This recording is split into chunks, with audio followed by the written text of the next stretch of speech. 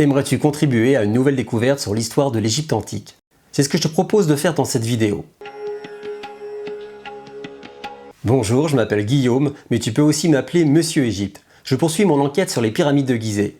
Aujourd'hui, j'ai besoin de toi pour résoudre ce mystère. Qui a percé la Grande Pyramide? Depuis plusieurs semaines, je réfléchis à cette énigme, et la réponse que j'ai trouvée contredit ce que pense la majorité des égyptologues. Comme d'habitude, on va procéder de façon rigoureuse. Analyser toutes les possibilités, émettre des hypothèses et les confronter aux preuves archéologiques et textuelles. Je te mets toutes les sources dans la description. En fin de vidéo, je te donnerai ma conclusion et j'aimerais connaître la tienne. En réfléchissant tous ensemble, on va pouvoir élucider l'un des plus grands mystères de la Grande Pyramide. C'est parti! Avant de répondre à la question qui a percé la Grande Pyramide, il est important de bien la visualiser. Aujourd'hui, elle ressemble à ça. Des blocs de calcaire qui forment des marches, avec l'entrée d'origine sous les deux gros chevrons et l'entrée de la galerie qu'empruntent les touristes. En 2500 avant notre ère, la Grande Pyramide ressemblait à ça. Elle était vêtue d'un parement de calcaire blanc extrait des carrières de Toura, situées à 30 km au sud-est de Gizeh. Les parois étaient lisses et inclinées à 51 degrés. Il n'y avait pas de porte visible. Je précise visible, car une porte existait bien, mais personne ne pouvait la voir. On nous dit que c'est le calife Al-Mamoun qui a percé la Grande Pyramide. Mais qui était vraiment cet homme? Le 16 février 832, Al-Mamoun arrive à Fousta, la capitale de l'Égypte. Il a 45 ans. Les portraits qu'on trouve de lui sur internet sont historiquement inexacts.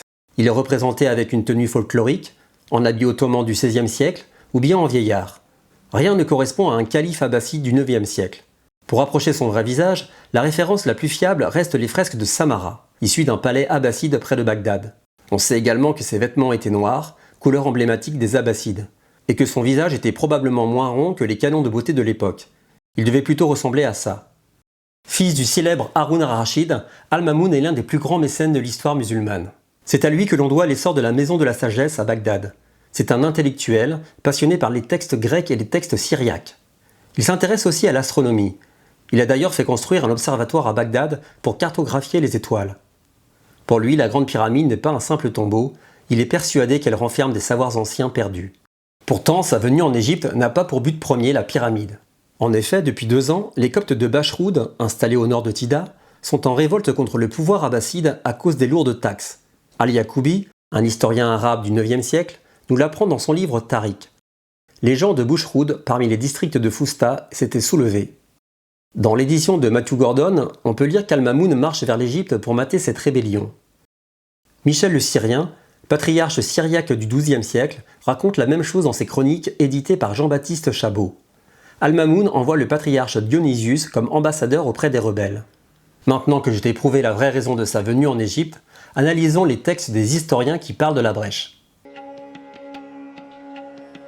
Le colonel Howard Wise, explorateur du XIXe siècle, liste dans son livre 97 historiens de différentes nationalités et époques qui ont écrit sur les pyramides de Gizeh. Quelques-uns ont parlé de la brèche d'Al-Mamoun. Voici ceux qui pensent que c'est le calife qui a percé la Grande Pyramide. Al-Masoudi, historien arabe du Xe siècle, et Al-Wazifi, écrivain égyptien du XIIe siècle. Leurs récits sont publiés dans le livre L'Abrégé des merveilles. Je cite, « Et il y fit la brèche que l'on y voit encore ». Un autre exemple, Al-Baghdadi, médecin arabe du XIIe et XIIIe siècle, écrit dans son livre Relations de l'Égypte, « C'est un trou fait avec effort et pratiqué au hasard. On dit que c'est le calife Mamoun qui l'a fait ouvrir. » Et voici ceux qui sont sceptiques. Al-Murtada, historien égyptien du XIIe siècle. Dans son livre L'Égypte de Murtadi, traduit en vieux français par Pierre Vattier, on peut lire « Il fit donc travailler à la brèche qui y était déjà commencée ». Un autre exemple, Ibn Namati, administrateur égyptien du XIIe siècle, est cité par Al-Idrissi dans son livre Anwar. C'est ce passage que Michael Cooperson, professeur d'arabe à UCLA et spécialiste de la période abbasside, traduit dans Abbasid Studies. Des fouilles furent menées à grands frais sur la brèche existante. La brèche existait donc déjà avant l'arrivée d'Al-Mamoun. Ce n'est pas une interprétation. En arabe classique, l'article défini al désigne un objet déjà présent dans la réalité. Si les ouvriers avaient attaqué une paroi vierge, le texte aurait utilisé une forme indéfinie. Alors, comment savoir qui dit la vérité? Raconter les histoires que les autres ont vécues, c'est une chose. Avoir le récit de celui qui les a vécues, c'est encore mieux. Denys de Telmaré, appelé aussi Dionysius, était patriarche de l'église syriaque d'Antioche. Ce n'était pas un simple observateur lointain. Il était présent aux côtés d'Al-Mamoun lors de son séjour en Égypte. 2 sources indépendantes nous en apportent la preuve. celle de Michel le Syrien, au XIIe siècle, qui s'appuie sur les écrits de Dionysius, et celle de l'œuvre collective copte du Xe siècle. Dans la suite de cette vidéo, pour simplifier, j'appellerai le patriarche Dionysius par son prénom Denis. La chronique de Denis a disparu, mais deux auteurs l'ont recopiée avant sa perte, et leur copie nous révèle un détail capital. Michel le Syrien écrit « Nous avons remarqué sur le côté de l'une d'elles une fissure, et nous avons constaté qu'elle est profonde d'environ 50 coudées. » Dans le texte, le pronom « nous » désigne Denis et sa suite ecclésiastique. Quant à Bar Hébraeus, chroniqueur syriaque du XIIIe siècle, dans son œuvre Chronicon Ecclesiasticum, on peut lire « Nous avons regardé à travers une ouverture pratiquée sur le côté de l'une d'elles. Elle avait environ 50 coudées de profondeur. » Deux copies indépendantes, un seul témoin oculaire, le même constat. Une ouverture de 50 coudées, soit 27 mètres, correspondant à la galerie actuelle. Le baron Sylvestre de Sacy, XIXe siècle, est le seul arabisant à avoir traduit en français le récit de Bar Hébraeus. Ces trois historiens sont formels, la brèche existait avant l'arrivée du calife. Affaire classée. Pas si vite. En science, une seule source ne suffit pas. Si ça se trouve, Al-Mamoun a fait percer la grande pyramide avant la visite de Denis. Je répondrai à cette question un peu plus tard dans la vidéo. Avant ça, j'aimerais revenir sur la porte invisible de la grande pyramide. Le géographe grec Strabon décrit dans son manuscrit La Geographica une pierre amovible qui permet d'entrer dans la pyramide. Malheureusement, comme tous les manuscrits de cette époque, celui-ci a disparu. Mais des centaines de personnes l'ont recopié au fil des siècles. Je retrouvais une liste de 64 manuscrits grecs. Le plus ancien date du 5e siècle. C'est un manuscrit palimpseste, c'est-à-dire un parchemin dont la première écriture a été effacée. Ici, c'est même un double palimpseste. Sous ordre de Napoléon Ier, l'œuvre complète de Strabon a été traduite en français par Laporte du Teil, Corret et Letronne entre 1805 et 1819. Mais c'est surtout le travail remarquable de Gustav Kramer qui a fait la synthèse de tous les manuscrits existants pour nous donner le texte le plus fidèle à l'original de Strabon. À la page 365, on peut y lire une information capitale au sujet de la Grande Pyramide. Elle possède à mi-hauteur environ de ses faces une pierre amovible. Une fois soulevée, il y a un passage en pente jusqu'au caveau. Les éditions suivantes, comme celle traduite par Horace Jones ou par Amédée Tardieu, se sont basées principalement sur le texte grec de Kramer. Grâce à Strabon, on sait qu'il y avait une pierre amovible. Mais ce n'est qu'une preuve textuelle. A-t-on trouvé une preuve archéologique de ce mécanisme en Égypte? Eh bien oui. Weiss a visité d'anciens tombeaux qui possédaient des pierres pivotantes. Il en parle dans son livre. Et Flinders Petrie, égyptologue britannique, a trouvé à l'entrée de la pyramide rhomboïdale deux charnières qui devaient accueillir une pierre pivotante. Dans son livre, tout est clairement détaillé. Cette configuration du passage semble parfaitement adaptée à une porte en pierre fonctionnant sur une charnière horizontale. Flinders Petrie a même fait un dessin de cette pierre amovible. Je rappelle que la pyramide rhomboïdale a été érigée par Snéfrou, le père de Khéops. Il est donc logique que son fils se soit inspiré du travail de son père. Passionné par les textes grecs, Al-Mamoun avait sûrement lu Strabon. Alors pourquoi a-t-il creusé? Aujourd'hui, je te rappelle que la grande pyramide est composée de pierres brutes, érodées, sans parement. Mais à l'époque d'Al-Mamoun, la majorité du parement était encore intacte. La face nord comptait environ 40 000 pierres de revêtement. Rien ne distinguait la pierre amovible des blocs qui l'entourent. Chercher l'entrée revenait à chercher une aiguille dans une botte de foin. Il s'était écoulé 850 ans entre Strabon et Al-Mamoun. Le sable et le vent avaient effacé les traces laissées par les visiteurs grecs et romains. Le calife n'avait donc pas d'autre choix que de creuser. Mais en avait-il seulement le temps? Pour le savoir, on va devoir enquêter et décortiquer son emploi du temps au jour le jour. Notre premier indice nous est donné par Al-Yacoubi. Dans son livre Tariq, il écrit « Le séjour d'Al-Mamoun en Égypte fut de 47 jours. Il arriva le 10 Muharram et repartit alors qu'il restait 3 nuits de Safar de l'an 217. Faisons le calcul. Le mois de Muharram compte 30 nuits. Le 10 Muharram 217 correspond au vendredi 16 février 832. Le mois suivant, Safar, compte 29 nuits. S'il repart à 3 nuits de la fin, cela nous amène au 26 Safar, soit le mardi 2 avril. Petite parenthèse, dans sa traduction, Gordon et son équipe ont indiqué le 3 avril. C'est une erreur, car 832 était une année bissextile. Autre détail important, l'éditeur a traduit par Égypte pour simplifier. Mais en fait, il s'agit de la province d'Égypte, dont Fousta est la capitale, incluant les districts comme Saka et Kida. Les 47 jours correspondent au temps passé dans cette province. Le voyage depuis la ville frontière de Farama jusqu'à Fousta durait environ 8 jours par bateau. Et ce temps de trajet n'est pas comptabilisé dans les 47 jours. Michel le Syrien cite d'ailleurs cette ville sous le nom de Pharma. Les historiens ne comptaient que le temps de présence officielle dans la province. Disons-le tout de suite, aucune de ces 4 sources ne nous donne un agenda complet, clé en main et daté jour par jour. Alors comment faire pour reconstituer l'emploi du temps d'Al-Mamoun? On va croiser les sources. Michel le Syrien nous permet de suivre à la trace le patriarche Denis. Al-Kindi, philosophe arabe du IXe siècle, nous liste les actions du calife à Fousta. Inspecter le Nilomètre, ordonner la construction d'un nouveau pont et envoyer une armée en Haute-Égypte.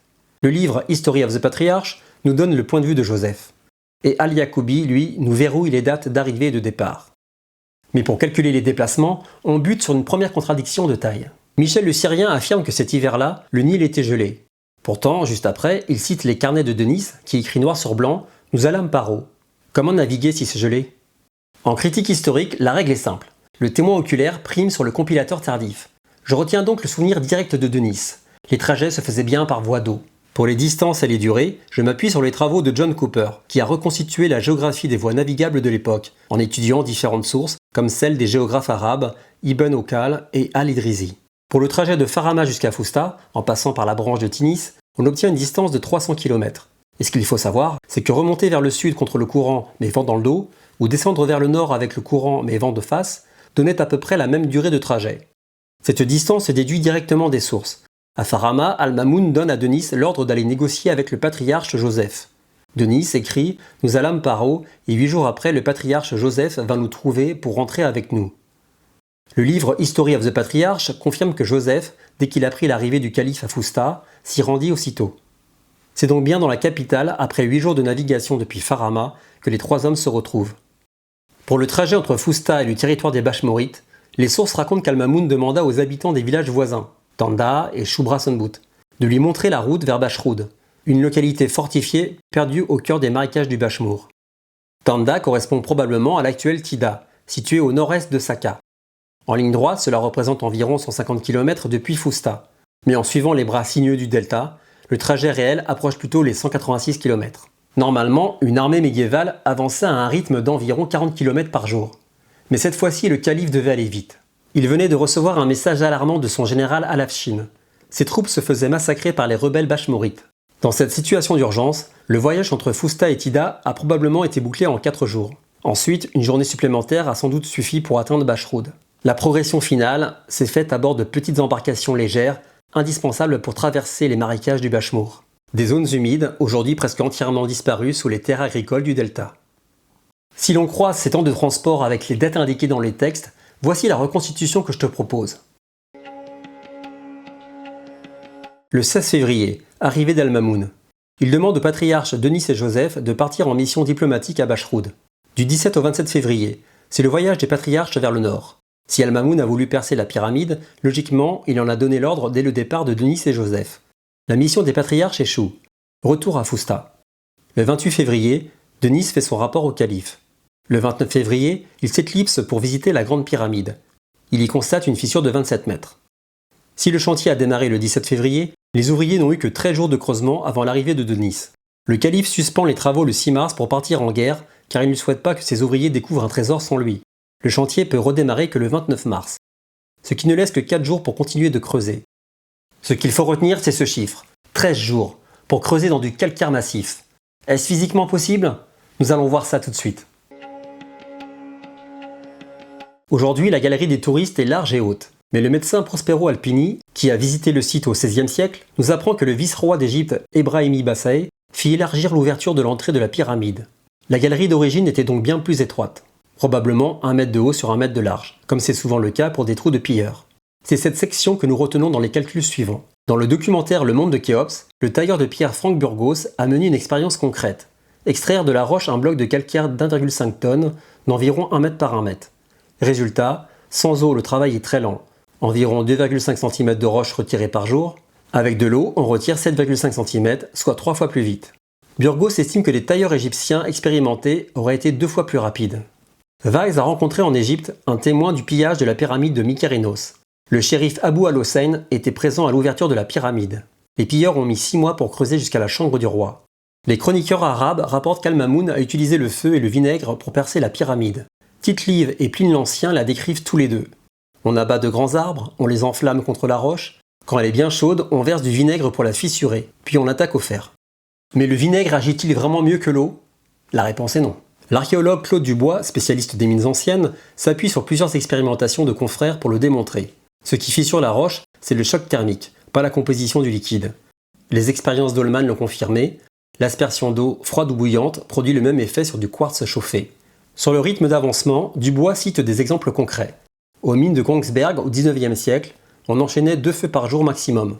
Chauffage, aspersion, dissipation des fumées, évacuation des gravats. Sur du calcaire, plus tendre, l'aspersion amplifie les fissures et permet d'atteindre 20 cm de recul par feu, soit 40 cm d'avancée quotidienne. Pour creuser 27 mètres sur un seul front, il faudrait au minimum 67 jours. Il y a un autre obstacle qu'il ne faut pas négliger. Percer 27 mètres au feu nécessite environ 15 tonnes de bois. C'est ce que j'ai pu déduire de l'étude de Claude Dubois. En Égypte, le bois était rare, et en hiver encore davantage. Car rappelons-le, Al-Mamoun est arrivé en Égypte en février, en plein hiver. Et un hiver particulièrement rigoureux. De telles températures ralentissaient chaque cycle de chauffe, allongeant le temps nécessaire pour percer la galerie. Et le bois était difficile à obtenir. La source d'approvisionnement la plus proche était au Liban. Les conditions hivernales rendaient la traversée maritime hasardeuse. Par voie terrestre, le transport prenait au moins 10 jours. Récapitulons. Le calife Al-Mamoun n'avait pas d'autre choix que de creuser. La pierre de Strabon était introuvable après 850 ans, et percer 27 mètres en 13 jours est physiquement impossible. Al-Murtada et Ibn Mamati le disent. Et c'est confirmé par Couperson, un des meilleurs traducteurs de l'arabe classique de notre génération. Denise de Telmaré est un témoin oculaire, Sylvestre de Sacy l'affirme sans détour. Et la physique également. Que ce soit Franck Burgos avec sa taille manuelle, ou Claude Dubois avec ses mesures sur le feu, 13 jours, c'est impossible. Le scénario le plus probable. Quand Al-Mamoun arrive en Égypte, la galerie existe déjà, obstruée de débris. Le calife l'a fait déblayer et l'a peut-être fait agrandir. Voilà ma conclusion. Mais peut-être que j'ai raté un argument, mal interprété un texte ou sous-estimé ce qu'une équipe motivée est capable de faire en 13 jours. Si tu vois quelque chose que je n'ai pas vu, dis-le moi en commentaire.